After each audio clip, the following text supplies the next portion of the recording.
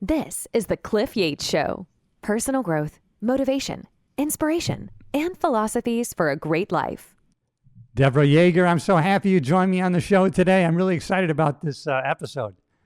Me too. So excited to be here as well. So, wow, Yager Training. It's you and your husband that started the company. I know it looks like you have a lot of coaches, though, already, right? Yeah. So we actually met in personal growth and development. Did you know that? No, I did not know that part of the story. Tell me. Yeah. Well, it's a love story in a lot of ways. So back in 2013 is when I met him, but I got in 2011. And I'm sure that some of your listeners has experienced this, but I was in a point in my life where everything was crashing around me. And I've been hearing a lot that a lot of people are going through that right now because we're in a phase of transition.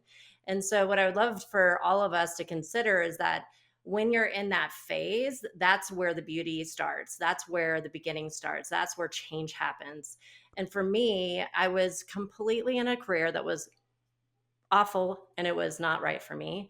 I was in and out of abusive relationships. I would get into a relationship and I would swear to myself that I'm never going to do that again. And I would move from town to town, to state, and I would keep attracting the same guy, different face, different name. And I was trapped.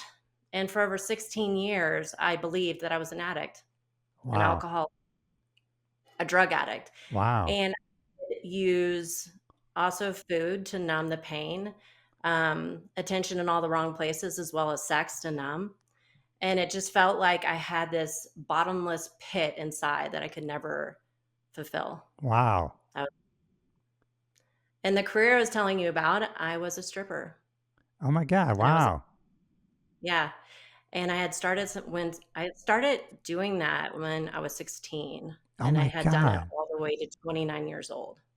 So I was living I was living in the underground industry of Las Vegas. And I'm telling you, that place is such a beautiful place because whatever your frequency and vibration is, you'll attract exactly what you either want or exactly what you do not want. And for me, I was praying and asking for support from God and Source to find me a path out of what I was doing because I didn't believe I could do anything else. Now, you were a stripper in Las Vegas? Yeah. What years? So I started in Missouri where I grew up. Yeah. And then I went to California and I was doing that in Southern California. And then I ended up winding up in Vegas around 07 to 13. Oh my God. I probably saw you. Not that there's anything wrong with that industry. So here's the thing I want to preface to everybody. I am not sitting here, judging the industry. There's some beauty in that industry. And there was amazing things that I had in my life. But the way that I was harnessing that power and the way that I was addicted to it and my self-worth was so in the tank. Yeah. I thought I was disgusting and I was trash. And so then I attracted people treating me that way. Where did you strip there in Las Vegas? I did Crazy Horse, Treasures, as well as Rhino, Deja Vu, Hustler. I mean, I've been around the block. This is gonna freak you out. How about ever Sapphire? So my ex worked at Sapphire, but I never worked there. I actually worked there. Really? Yeah. Actually, I had a promoter friend. I did stand-up comedy for 25 years. Cop by day, comedian by night. And so my Phil Pareto was a guy out of Vegas, and he says, Cliff, I got a room for you. I'm going to have you headline the show. You're going to be on, the billboards coming into town. I go, oh, that's great. Yeah, it's at Sapphire, and I go, what? A Sapphire? Well, it's a gentleman's club, but there's actually a showroom in the back, and that's where we do our comedy. And I was thinking, oh my God, I got to tell my wife I'm actually going to a gentleman's club, And so we went, and it was really nice. What a high class place. And and then the showroom way in the back, I think it was back to the right. And that's where we did our comedy shows at. And actually there was, I wish I could remember, there was one gal, I can't remember her name. She was Asian, but she did like a burlesque show. And then two strippers brought me out, on the stage at the Sap. It's a beautiful showroom. I loved playing there. I played there several times, but that's just so funny. But Yeah. There's So also an amazing Mexican restaurant there. I don't know if it's still there, but do you yeah, remember? I do. Like Yeah, one right of we next were door. celebrating Right. it. Yeah. That now, how small is the world, right? So then, I Right. guess Phil. I went in one day, and Phil and one of the owners. I think there's numerous owners of the place, but then they took us upstairs to the right. All the rooms upstairs are champagne rooms, right? They're all named Right. after champagne. But what a facility! But originally I was really like, oh, this is not going to be. I'm playing at a gentleman's club, but very high class, and the comedy showroom was fantastic, and everybody that worked there was professional. And actually, me and my wife went to one of the shows before my show over in the strip side, and was just but done very well, by the way. Yeah. Yeah. I mean, it's a whole underground industry. It's interesting because you live by night. Yes. Yeah. And there's nothing like Vegas. And again, stripping in other places was a completely different realm Yeah. of in Las Vegas. And during which time in Vegas, I got into crystal meth, and that Oh was no. really it Oh was man. really dark. I had a Oh. guy that was my drug dealer slash pimp. And so that was the darkest part of my life, but that's Yeah. also where I found my there was a Vegas community that did NLP. I worked with the Tad James company in the beginning, and Okay. like it helped my life back. And that's where I met Brandon. So Now, how did you guys meet? Tell me. Tell me the story of that. So so I was still stripping and doing sex work, and so I had gone through level one, and I had this massive breakthrough. So, just to preface to everybody that I believe that addiction is, that it's a behavior you can change once you've done the inner game work. And so for me personally, the reason why I was using is because I had body dysmorphia, I had the whole eating disorder going on underneath the hood, and lots of trauma. And so I would go to use these things to then make myself feel whole. And so once I did that work, it changed everything for me. And so I had this miracle healing in my level one, during which time the first 3 days I was using Xanax, Adderall, Oxycontins, Loratabs, smoking meth, and drinking about a fifth a day. And I had been doing that off and on since I started doing drugs around when I was 16. I started when I was 13 really, but and so I didn't even know how to breathe without some sort of substance in me. And I'm in Yeah. this training, getting trained and like doing all these things. And we did one of these amazing magical tools that we teach now in our containers that integrated those parts of myself that were constantly fighting, the part of me that was constantly berating myself, saying that I was disgusting, I was broken, I wasn't Yes. good enough, I wasn't smart enough, all the enoughs. And for the very first time, it stopped. And I cut all of that out cold turkey within the 7-day event. And I didn't have any withdrawals for what I was using. Most people, and I'm not suggesting that everybody should do this. I was also on Xanax, or also on Prozac and all kinds of stuff. It was an incredible cocktail that I was taking, and I didn't have withdrawals. And That's so amazing because now I'm learning now. I'll share with you later, but some people really need to taper off this stuff for like a couple of years, and you were able to do it cold turkey, which is kind of an amazing thing. yeah.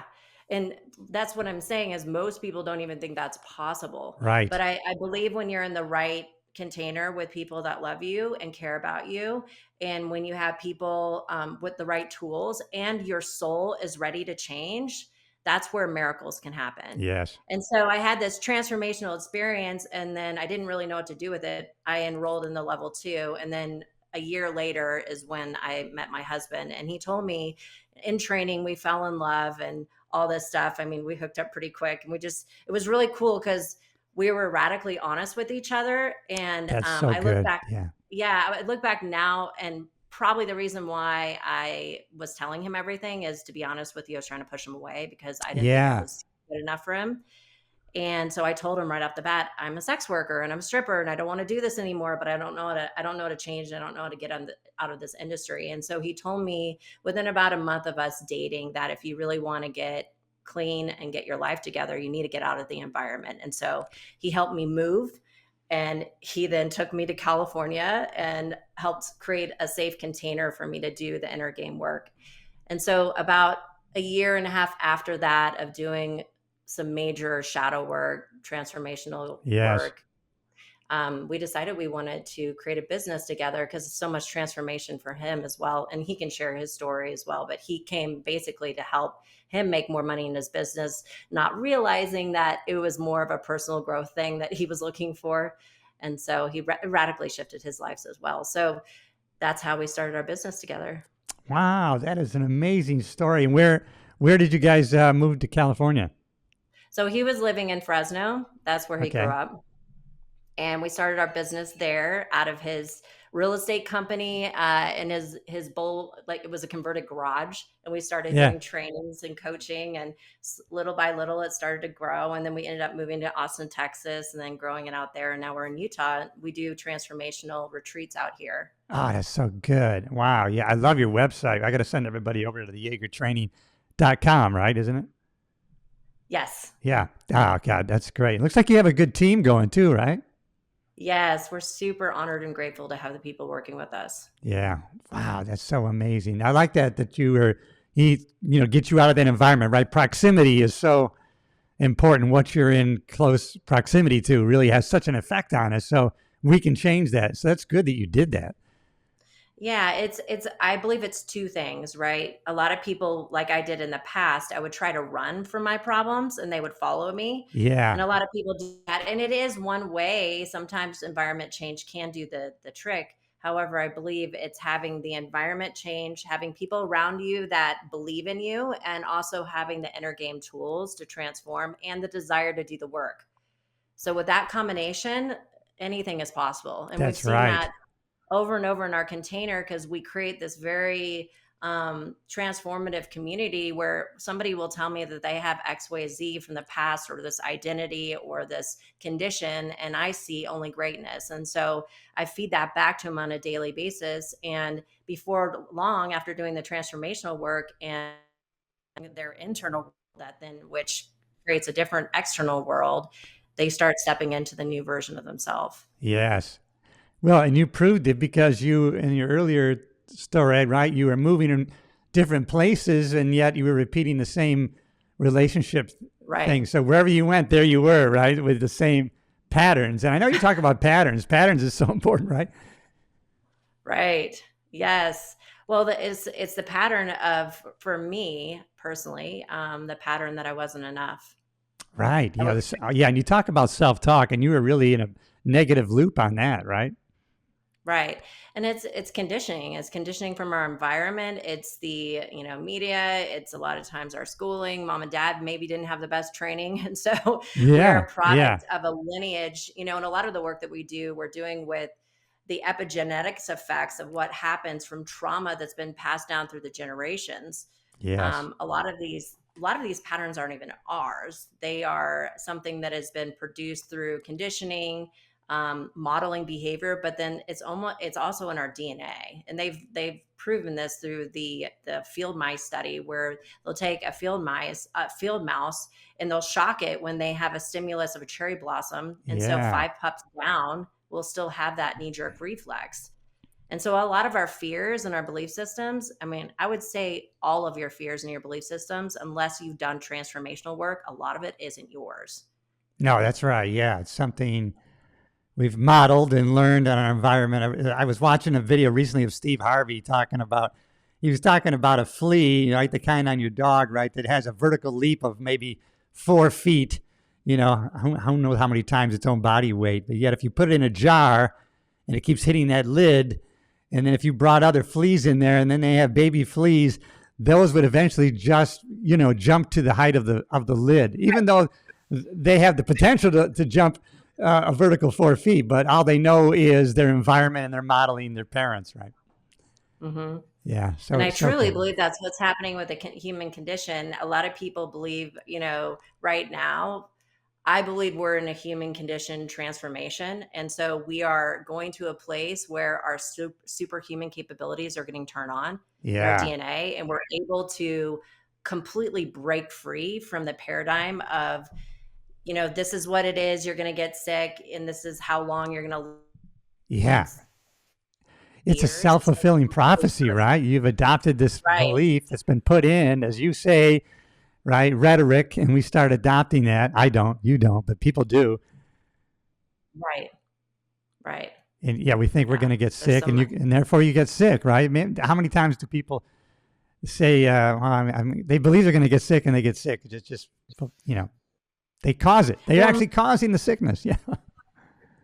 Well, and a lot of people don't even realize because we work with a lot of health practitioners that are doing Yeah. holistic health, and so they're looking at mind, body, energy medicine, and a lot of the stuff that people are getting sick from, it has psychological roots in the disease process. Meaning, Yes. I would say a lot of cancer, if there isn't, and I'm not a doctor, and there's a correlation between somebody that's in massive conflict and or has trauma from the past and the reality of how much easier it will be for them to then have the cancer type of diagnosis, as well as people that have had, we've seen people, gain and lose weight, or they put on weight and they can't take it off. A lot of times they have childhood trauma that think about the skin is trying to create this boundary to create safety. And so we see that when people come through, and this is a benefit of coming and joining us, a lot of times they're coming for maybe personal growth or business growth or whatever it is, or relationship transformation, but then all of a sudden their things that they've been diagnosed with disappear because the distortion pattern of the negative emotions is gone, and so the body can go back to homeostasis. Yes, It's because the body's incredible. always trying to do that. Yeah, there's a guy. He wrote a book. It's really about the our microbiome in our stomachs, and once Right. because people love to take antibiotics, and they actually end up killing all the good bugs in their stomach, and then Mhm. once that's rebuilt, and then people notice a cascading of, all of a sudden I don't have eczema anymore. Oh, that cleared up, and all those things cascaded down from the you solved the one thing, and then all those other things were chained linked, right? Right. We see people that with skin issues and eczema a lot of Yes. times clears up after they clear out some sort of separation conflict. Yeah. Really fascinating. It's so actually proven scientifically how the thoughts affect our cells and our health, right? Harvard, all these studies where they had these I'm sure you've read about those medical students, right? They're so focused on the symptoms of a disease, they actually started expressing them in their own bodies. Right. I mean, it's just knowing that you might as well put yourself in a good mood just for health reasons. Fake it, man. Just Yeah, well, and from my perspective of what we've seen over the years is that there's a direct correlation with people that have autoimmune symptomology and yes, self-evaluation conflict. Think about it, your body is attacking yourself because you are attacking yourself on a yeah, daily. And yes. thyroid is connected to not being able to speak your truth or feeling powerless. Oh, And yes. so there's an epidemic of that as well. And the cool thing is that we have the power. It's not outside of ourselves. It's It's not a yeah. pill. It's an inside job. I always say that it's an inside job. I always say that. Yeah, geez. So did you, and in your training, did you work directly with like Richard Bandler or John Grinder, the people who started NLP? No. Yeah, No, no, those no. guys, you know about those guys though. Oh, yeah, yeah, yeah. Yeah, they're the originators in the Or the 70s. OGs. Yeah. Yeah. At some point, I would love to go see Bandler, Yeah. because Tony, he's I think the last year Tony Robbins had Richard on his oh, really? show. Yeah, at his house in Florida. And I know Grinder, I know he's still out there. He's got videos out there, so he's still out there doing it. Yeah, I love his Right. language model, and I watch a lot of Bandler stuff, and Yeah. I love going into trance, listening to his multiple embedded metaphors. He just puts you in so much trance. It's Yeah. he's Yeah. incredible. He's a savant. Yeah. He's so good at what he does. Yeah. Well, you and Brandon were talking on one of your episodes a few days ago, basically about how, basically you were just saying the map is not the territory. And basically it wasn't that they were wrong. It's just that their map of the world is wrong. That's the problem, right? People they react to perception, not reality, right? It's just kind of their view that's off. Yeah, I mean, I feel like, in my opinion, I feel like everybody's perception is right for them Correct. Yeah. Yeah. based on their cosmology, their upbringing, their programming, their wins, their losses, and then you have the epigenetic factor. And then some people believe in more than one lifetime. Some people do believe in past lives, so that could come into perspective of how people either create or not create. And some people believe they only have this lifetime. So, and then there is a presence of source energy that's directing as well, our soul, our higher divine, and connecting to God, whatever, however somebody connects to the divine. So all of this, and why I'm saying this is because there's a divine will, and then we have Right. free will. Yeah. We have our human That's animal right. body Yeah. that has programming, and then we have our soul's consciousness that's playing in the role. And so everybody's perception based upon all of that is right for them. However, is their perception getting the best result for their life is the question. Yeah. And if it's not, yeah. you can change it. You can change it. Tony Robbins says, you don't like it, change it. No, Jim Rohn said, change it. I like you guys talked about it really kind of deals with neuroplasticity, right? It's all about people will take a belief and then lock the doors instead of, be open to new information. I mean, it's okay you have that, but be open if something new comes in.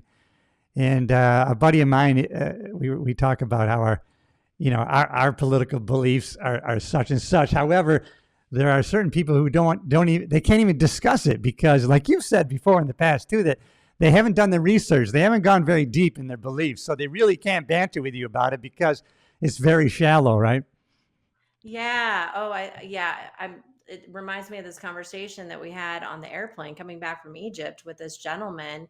And one of the things that presuppositions of NLP is getting curious instead Correct. of, Oh, yes, that's right. coming from a child-hearted, non-filter. I mean, there's no way you can have not have filters, but doing the best your ability to be open to always learning something from somebody else and being humble that you don't know everything. In fact, I know that I know nothing. Like that's the slate that I come from. I have ideas, but I'm not creating all my beliefs right now. I'm always open to changing. Yeah, right? me too. Yeah. Open-minded, open-hearted. I like to operate in that realm and just, it's just, I used to do that when I worked in the LA County jails. I would talk to, inmates. And for some reason in jail, inmates love to talk about their crimes and they'll just tell you everything about how they did it. And, I would just ask these people that maybe, how did you steal these cars? Well, I would do this, I used to dress up in a suit. Yeah. You know what I mean? They would dress up in a suit or something. Then I knew I wasn't going to get stopped and they do all these crazy things, but it's, you always learn, and it helped me, of course, out in patrol in looking for the crooks and also in talking to people, right? Right. And that's another thing I find it fascinating and also living in that world. I did find myself in jail for solicitation of prostitution. That was a real eye opener for me in Vegas. And I had been arrested before, but this is the first time that they gave me the orange jumpsuit and I had to hang out for 72 hours. And I was in a holding cell with people that were there for 5 years. So it wasn't just like you're separated. Yeah. And it gave me a really good, hey, if you don't change something, you're going to be in jail or dead. Yeah. And at the same time, being around those type of people, just knowing that they have so much potential inside of them and they're intelligent people, they just got set on the wrong path. Yeah. And they do have goodness inside of them. I truly believe everybody has goodness inside Absolutely, of them. But learn what you're saying is being open to have your ideas change. And I like to put it in my visual submodalities of a box of belief systems I hold to be true as of right now, but I'm always open to new information. And there's stuff that I'm not certain about my certainty. And so let's put it over there. And then always looking to find more information and be open to changing any perspective and also respecting other people's model of the world, because understanding that if they truly believe this and it's working for them, who am I to tell them that that's wrong? Yeah, exactly. God, that's so good. Yeah. God, I love what you guys are doing over there. I'm actually going through, I have been going through a real catastrophe. But, you've been through a lot of trauma yourself, I know. And you talked about losing your brother and to fentanyl. And you never know what. It was funny. I was listening to an old, you know who Jim Rohn is, right? Yeah. Yeah. So I actually saw Jim Rohn. I went to see him. Yeah. In the late 80s. And that's how I got onto personal growth and stuff. So I heard him speak. I like his voice. Oh, well, thank you. Geez, now I'm going to get embarrassed. But, but that got me turned on to Tony Robbins. As a matter of fact, I got turned on to Tony Robbins. And then I was into this. It's funny. I was going to one of the Unlimited Power Within weekends. This is back in 95. And I was going to work for Century 21. And then I was thinking all the people in the sheriff's department were like making fun of me, oh, you're going to pay $600 to have a guy talk to you. I'll talk to you for free, and there's a lot of negativity, and then I got to the seminar, right? Anaheim, California, 2,000 people. And man, I got around all these people who were like-minded. I go, oh my God, I found a home here, right? I've talked to one lady from San Francisco. I have I have 5 beauty salons. I closed them all and I brought all my employees down here. And everybody was excited and so looking forward to the weekend. And man, I really made some big changes. As a matter of fact, when I met my wife, she saw I saw the change in you. So she did the 30-day program and she said, if you ever want to go again, I'll go with you. So in 2019, we went back, but this time to the LA Convention Center. Not 2,000. It was 15,000 people. Can you imagine what a difference? Wow. Yeah. Yeah. And then Pitbull came the final day. Pitbull comes the final day, and he goes, "My jet is now parked right next to Tony Robbins." That's just freaking crazy. awesome. Yeah. So anyways, so awesome. Tony's he's a master. Yeah, I got to meet him at Universal City Walk too. He was walking around with his son, so I got to meet him, and I kind of had a house near where he grew up in Glendora, California. So.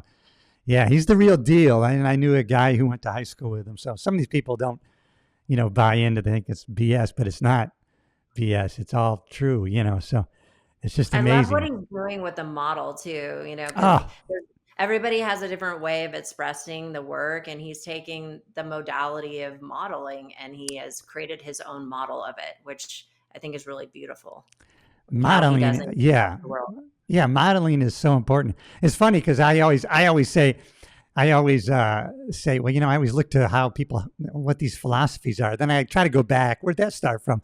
And a lot of times, even Jim Rohn talks. A lot of these principles go back to the Bible, right? I mean, Paul was writing to the Philippians, right? He's saying, hey, whatever you've learned from me, whatever you received from me, whatever you heard from me. Whatever you see me doing, put it into practice and the peace of God will be with you, right? So he's saying, model me, model what I'm doing, and it's all there for us.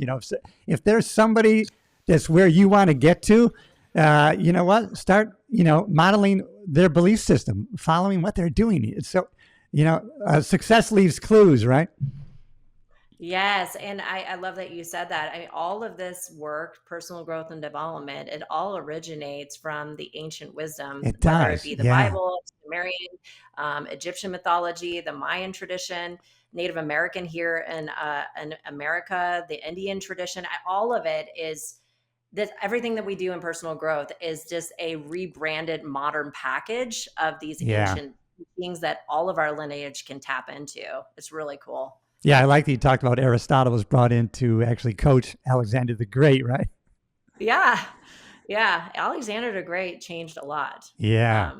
He impacted Egypt in a beautiful way. And then they brought in the Ptolemaic time, which was a beautiful, they restore all the temples. So most people don't realize that when you go to Egypt now, besides the Sphinx and the big pyramids, and those are older structures, but a lot of the more beautiful temples like Dendera and all of those temples were refurbished or redone by Ptolemy, which was the predecessor of Alexander the Great.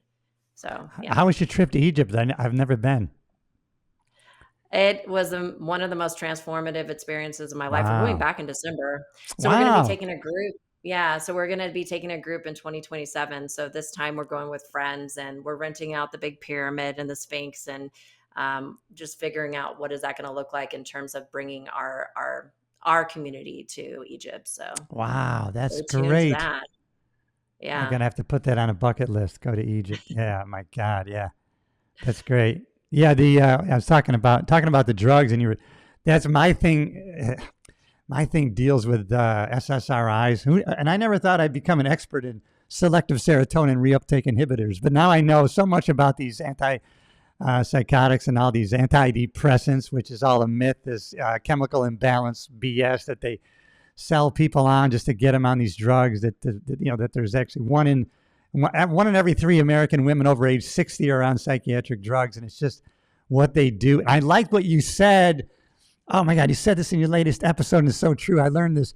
You said how they only share part of the research, and what they do on these random clinical trials is they show, the first 6 weeks, these psychiatric drugs, they outperformed physical exercise. But of course, the last 6 weeks, it went downhill, and then physical exercise really trumped it, and they lasted a long time. And so, but then they cut that part out. They don't share that part of the research. It's Talk the same old about playbook. that. It's the same old playbook, whether you're looking at ancient archaeology or if you're looking at modern peer review science, is that they have a drug that they want to push, or they have an idea, some propaganda, an idea that they're going to push. And then they create studies that they'll create a study, and then they'll only take the data that proves what's inside that metaphorical box, and they take everything else and basically disregard it and say it's not valid information. And so that's where we are in the health industry. This is where we are in the mental health industry. This is where we are in general with, the media and everything like that. They twist and manipulate words and put people into trance, and then bring in experts that are actually bought and paid for by whoever's funding the agenda. They're called something in the psychiatric world where they bring these people in as speakers. They're really just paying them off. So, and I'm so glad that you're aware of this, because of course I wasn't. Now I did my research, as you would say to do. So back in maybe the 80s, because in the 70s and the 80s, people were kind of doing alternative therapies, right? They were going to psychologists, and they were doing all sorts of other ways to have their mental health. And so people weren't buying off, and they didn't want to take psychiatric drugs. And so the psychiatric industry actually got together and said, listen, we're losing this thing, all right? Listen, we're doctors. They're not. We can prescribe drugs. They can't. We got to take this thing back. And so they just adopted this marketing. They hired these marketing companies. So now what they did was they medicalized mental health by saying, listen, you have a condition, and we have medication for it. Why wouldn't you take it? Yes, ma'am. Mm-hmm. And all of a sudden, 70% of people were unwilling to take psychiatric drugs. And now all of a sudden, 70% were willing to take it because, oh yeah, I have a condition. Why wouldn't I? And it was so funny to hear my wife repeat these things back over. And she just kept repeating, Cliff, you have regular sadness. I've got clinical depression. I'm thinking, oh my gosh, she's actually talking how these people, Oh my God. I know, because when I was growing up, so everybody was bipolar. Yes, yeah. You remember bipolar, because that was pushing the Prozac and stuff like that, and then ADHD. Everybody's mad because they want to get everybody on Adderall or whatever it is, and so whatever trend it is, you'll see this big push of pretty much labeling everybody and creating stories around it, and then people start talking about it, and you get diagnosed with that, and don't worry, we have something that's going to fix that. It's the same storybook over and over again. Oh my God, yes. So do you know the DSM, right? Oh yeah. Yeah, so they're on number 5 because I guess it was 1990 when they said, people have anxiety, and so if we could prescribe drugs. On the Xanax. Hey, how about panic attacks? We got to have. Oh yeah. So in the diagnostic statistical manual, they put that in there so that they could prescribe for it. Oh, you know what? You got a panic attack, and let me give you some, Oh yeah. When I was 13, I was diagnosed. I had bipolar, generalized anxiety, depression, all that stuff. I got on Xanax when I was 13. Oh my God. And it was so readily available. And a lot of the pharmaceuticals I would get actually would have doctors prescribe it for me. They had no problem doing it. And a lot of doctors were, not all doctors is this way, but they would have a pharmacy. There's one in Vegas that would have a pharmacy inside of their establishment where they just be pushing pills. It was, at that time, I thought it was great, but looking Thank back, God you got away from that. I mean, it's a godsend that you got out of that. You made the transformation. Look at the changes in you. You're a testimony what people can do. I think that's why your company is going to be very, very successful, just because, and I'm one of those people that, I don't like to learn from people who haven't walked the talk, right? So, people are going to see what you've done, the changes you've made. It's real stuff. And, you come with authority on it. So, you come from that point. That's going to be very important. Well, thank you. Yeah, I feel so bad because I didn't even realize that my wife had been on antidepressants for 8 years. And she actually came on my podcast and talked about it because she wanted to change. She wanted to share her experience. And then when things went sideways with us, there wasn't even any fighting. I looked back at the episode, then I realized she had been on Prozac, Wellbutrin, Trintellix, and now she's on something else. And then and then, at the time she wanted to get off them. And I said, we can do this. We'll walk on the beach. We're going to exercise. And then later on, she goes, I still feel like I'm in a pit. I got to get back on these because it takes 6 weeks to kick in. So, okay. And not realizing, having her, instead of tapering off, we went off. I probably caused a brain injury with her doing that. I mean, oh, really? Yeah, you're not supposed to do that. I was just on a podcast. They're called the Whistleblowing Psychs, and they both have been medicated, and they're speaking out against this whole SSRI antidepressant. But it's an epidemic in this country, and the one gal, she's on her second year of tapering off Lexapro, and so everything I would say to her, and she'd go, "Yep, that's what they do. They rewrite history." Oh yeah, that's right. Everything my wife did, she said, "Oh yeah." She's going to continue. She can't. She's cut off from any emotional memory of that. Nope. It's so sad. I just remember walking around just being completely neutral and just not even in my body when I was on that kind of stuff. And for me, I was able to cut it out cold turkey. But a lot of people do need some people need to taper off safely with their doctor. And then what are you going to do with your life? So now that is out of your system. Yeah. So fast. Because a lot of times when people have transformational work, we see a pattern, and we have them talk to their doctor about it because they've cleared whatever was causing the incongruency or the sadness or the grief that was creating the depression. And so then the pharmaceutical drugs will make their body feel not at ease. Yes. And so getting into the doctor as soon as possible to get it tapered off is a good idea. Oh yeah. My wife has, akathisia, you know what that is? It's a feeling you can't sit still, you can't stop, you got to keep going. Interesting. So we have a private island in upstate New York in the Thousand Islands, and now she has no emotional attachment to that. But she was there this past summer with the kids and the grandkids, and so it's our own private island, on the water. And my wife, this is before I even knew what that was. She said, "Oh my God, I can't believe people can sit here and look at the water. I got to keep moving. I can't stop and sit here and relax." And I go, "Oh my God!" Later on, this is a classic side effect of these antidepressants called akathisia. They can't sit still. They got to keep moving. They got to keep going all the time. It's a little bit of mania, but it's crazy. Yeah, I'm learning too much about it. Yeah. Is she currently tapering off? No, she has no interest in it. No, it was.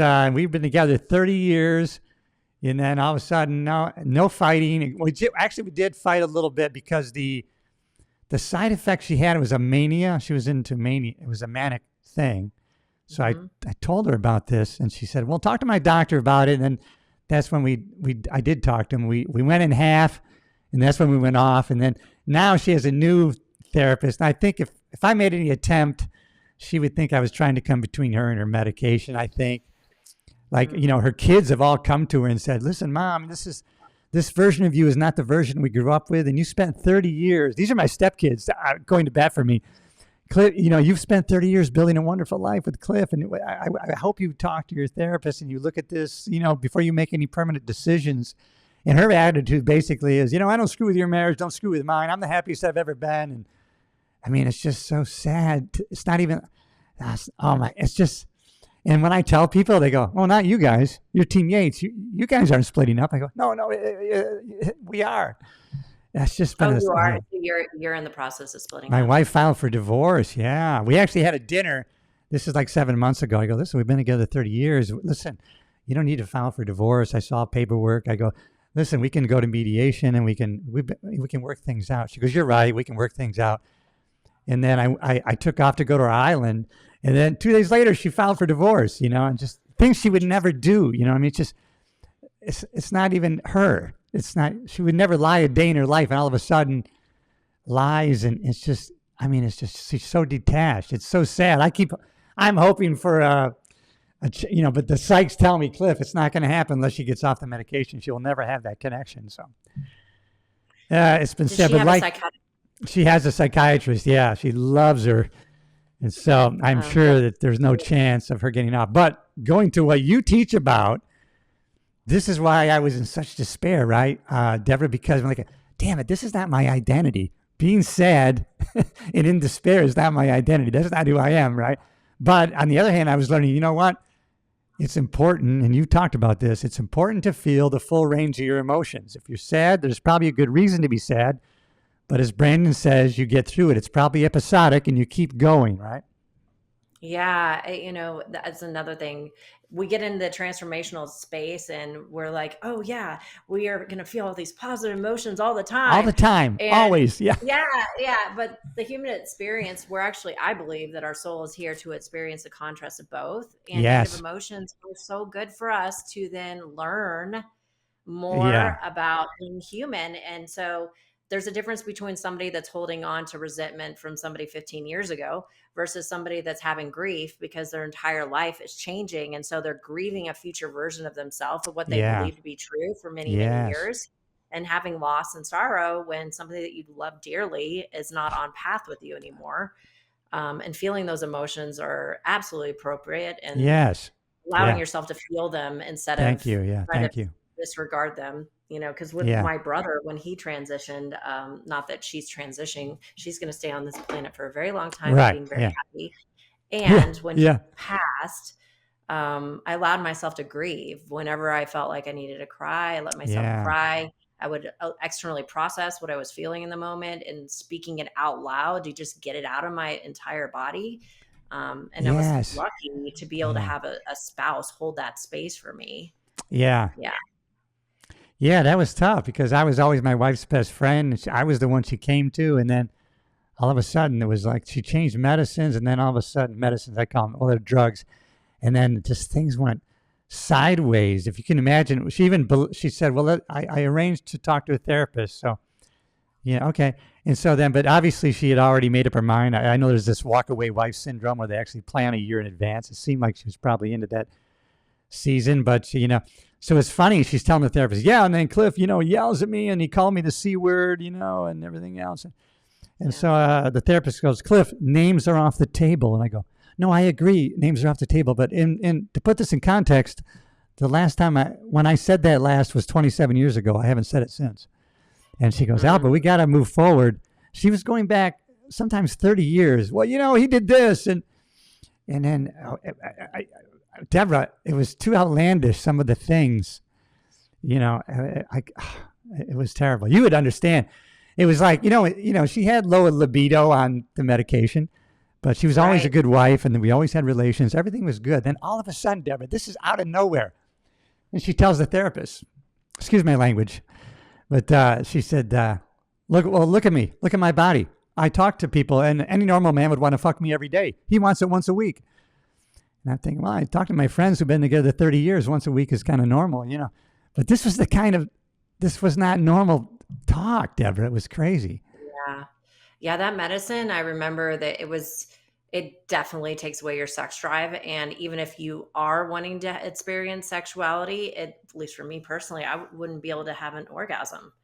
It just makes you so neutral. So this went from, now I went to overtly aggressive. I did see that she was taking a hormone vaginal application, so maybe that was trying to counteract maybe the medicine she were trying. She was wanting it more, or she didn't want it at all. She was saying that you weren't.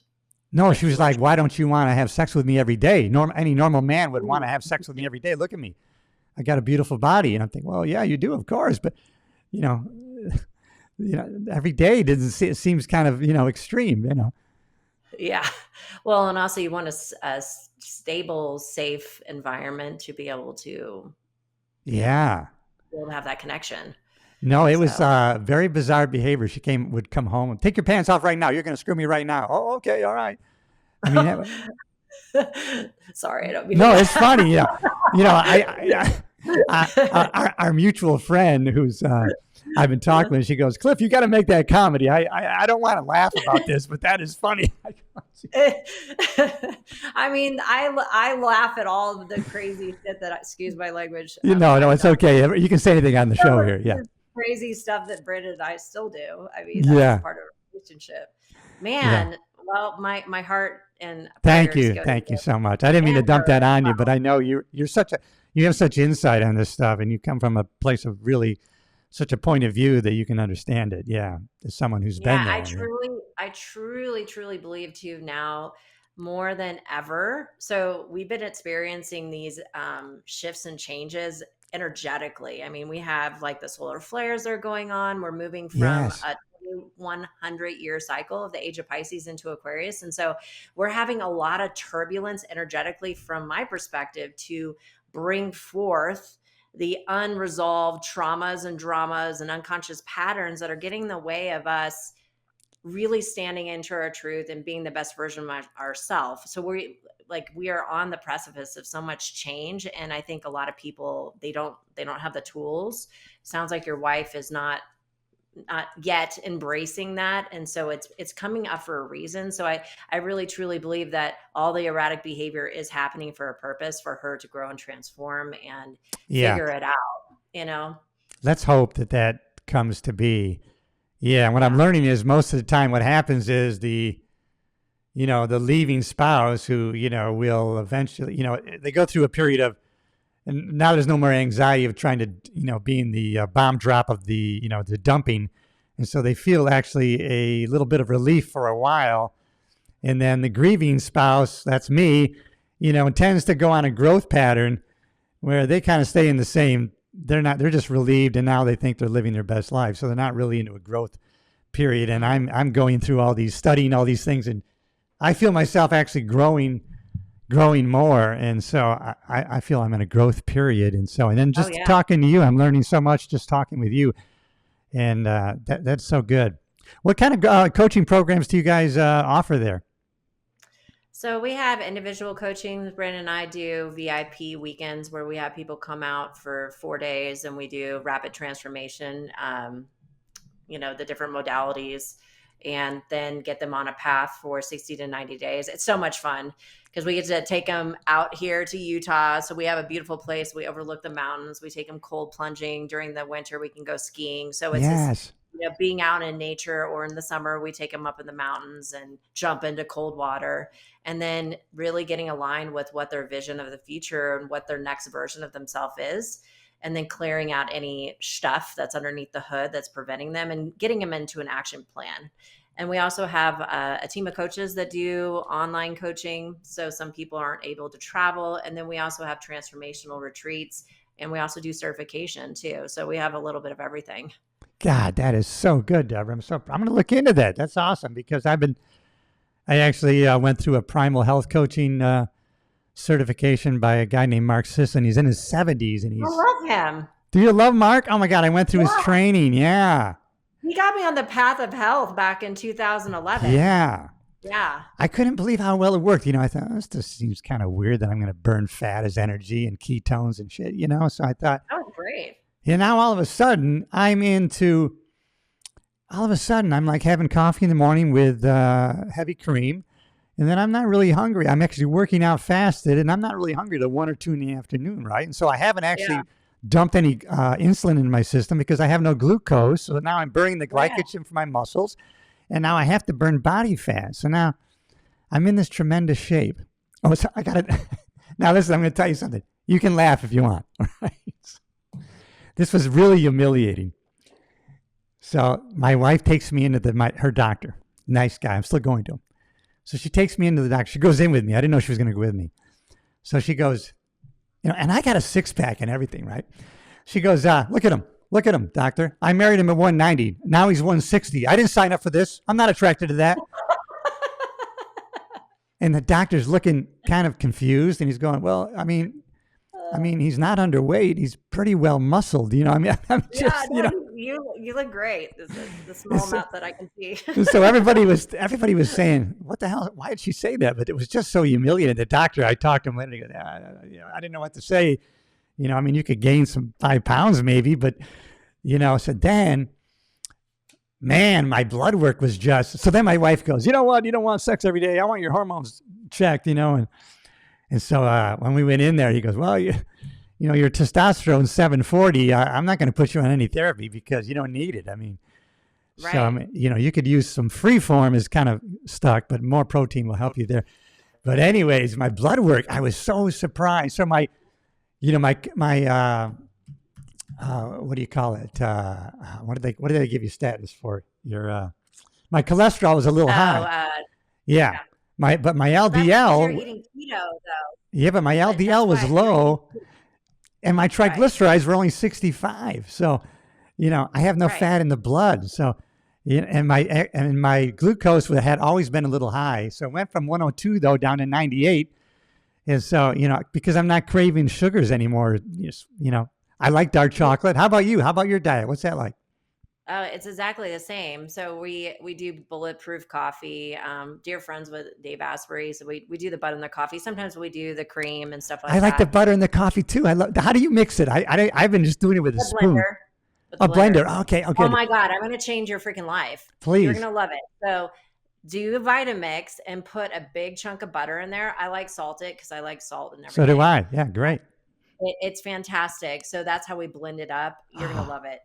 And so what we do, so our retreat, so we're not just doing the mental, emotional, spiritual work at our retreats. We have the bulletproof coffee. We cook for them, so they are having all organic, grass sustainably grown food with good. the best we possibly can in the winter, getting good veg Mm, and stuff like that. so good. And then we're also doing biohacking. So we have hyperbaric, we have the red light. We're getting them grounded into the feet, going down into the river, cold plunging. And then we're doing the breath work and the meditation and then the hypnosis and the modality, somatic work, all that stuff in combination with being in a really cool community and then going after their dreams because we got tired. So we grew a very successful training company and we found ourselves in a hotel room. We modeled the model, right? Right. Like Yeah. the retailers do. And Yeah. then in 2022, Brandon and I, after losing my brother, So everything, sorry. his Yeah. father passed away, Oh, I know. uh, I heard that.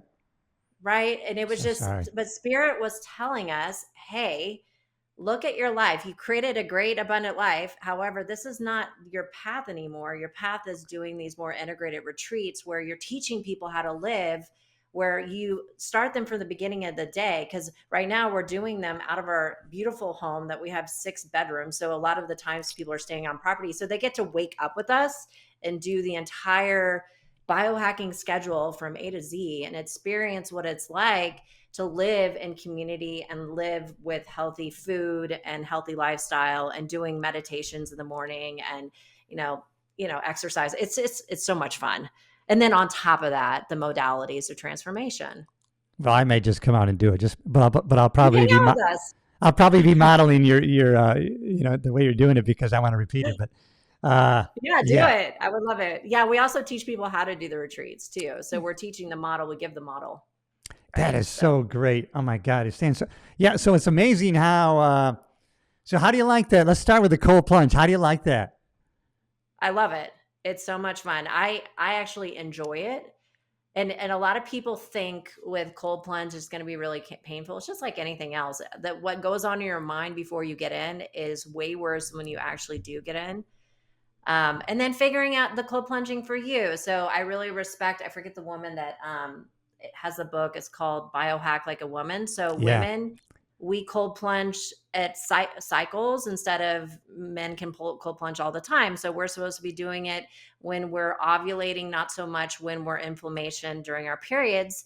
And then you're doing it in a cyclical manner because if you do too much of it, then you're putting yourself into, heightened cortisol and stuff. It puts stress on the body. Yes, So that's right. Cortisol. Hey, yeah. so what temperature do you go in and for how long? It just depends. So we have a monitor downstairs that I think it's anywhere from like 33 to 43. But then in the Oh winter, shit! we have our tanks and they fill up with ice. So we have to beat the ice. There's something magical about taking a crowbar. Right? We No, have the a whole physical drop. act of doing that. Yeah. Yeah. No, I think that And then plays into also it. Yeah. yeah. And then Jordanelle Dam. So we have a dam right literally about a mile away that the river comes out of. And so all year long, you can cold plunge, and that water is probably a little bit above freezing in the Wow. winter.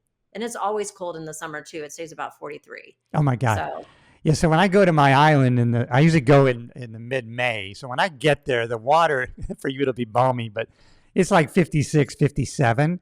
And then I thought, shit, I can just go in here. It's the St. Lawrence River. And that whole area of the river is really, it's all granite. I think that it's medicinal. I think it's almost like mineral water that you're getting into. And then, initially I only could get into it for like 30 seconds, 45 seconds, But like you said, then all of a sudden your body calms down, your breathing normalizes. And I am telling you, when I get out of that damn water, I mean, it's like, I don't know, I could walk through a brick wall, it's like, Right.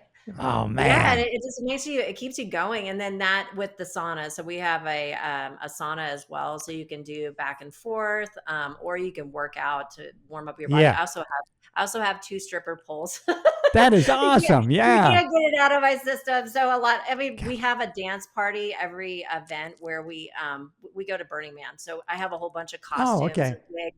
So people dress up and dance and play. And so it's part of having all of those boxes ticked, in my opinion, right. of Yeah. living a very healthy, vibrant life. Hey, let me ask you about, because I was going to my gym here, and then I was talking to the guy, and I just saw the sauna, and then I saw red light, and I go, I'm going to go sit in this thing. And I knew about red light therapy a little bit, and then I was talking to the guy at the gym, and he goes, oh, you can't do it enough. You can't do it enough. It's great. So tell me about the red light. What does that actually do? I remember Huberman talking about it, Dr. Huberman, but. Oh yeah, it activates your mitochondria. It reverses age. It helps your sleep patterns, all the things. It's fantastic. One of our friends, we have all these biohackers that live around us. One of our friends let us borrow his red light bed for a while. So that was pretty cool. We have the Juve panel, and then we have a vibrating plate that you can stand on. But you just have to roast it like a wiener. So you just flip on each side. You can work out in front of it and stuff like that. And then the hyperbaric is incredible too. So that's. Now what's that? I never have used that. So it's compounding pressure as if you're going underneath the ocean, and you're pumping a whole bunch of oxygen in there. So yeah, it's pretty incredible. And so what's his name? I think it was not Huberman. What's the guy that was on Joe Rogan? Baker. Well, there's Brecker, and then there's he built a hyperbaric chamber with his workout room inside of it. Wow. Yeah. God, that's awesome. Yeah.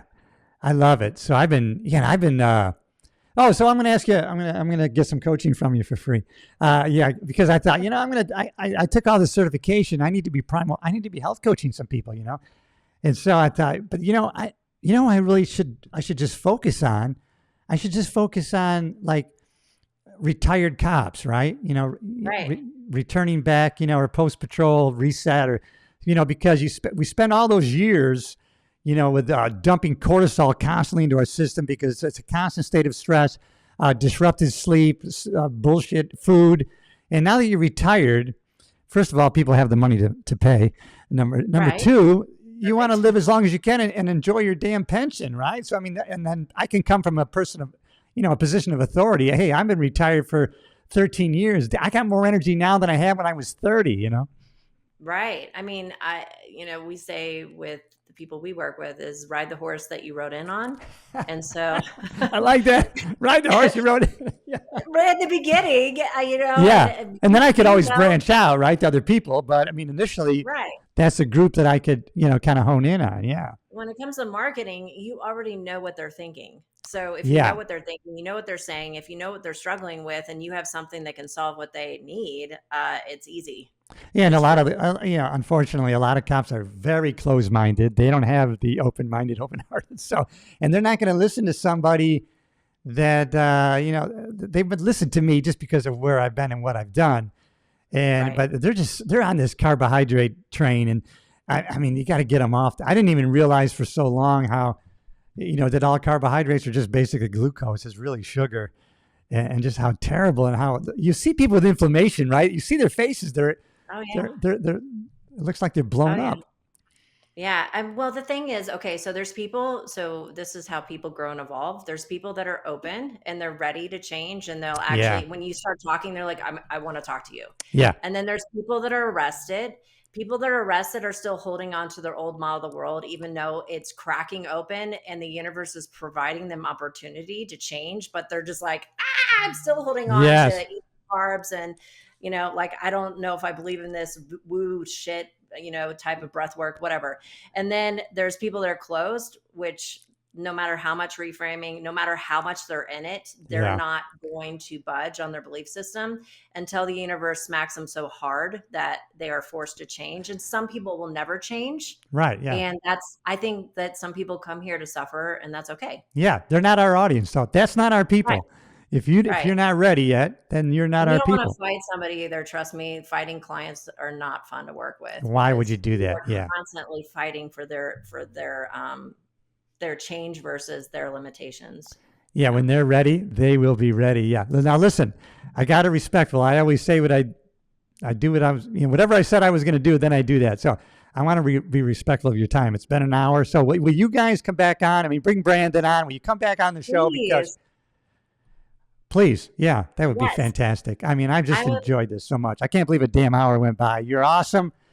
Where can I send people? I'm going to put all your links in the YouTube description and also on the podcast platforms. It's going to be everywhere. And yeah, so yagertraining.com. And then we also have our podcast, or our podcast is Your True Alchemy.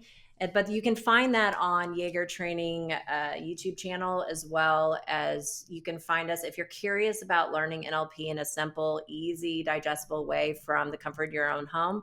We have nlpmadesimple.com, and it's an online course you can take from home. So we would love that. That is awesome. I'm going to send everybody to you guys.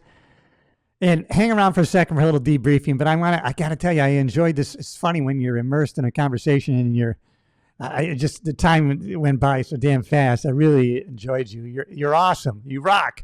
You too.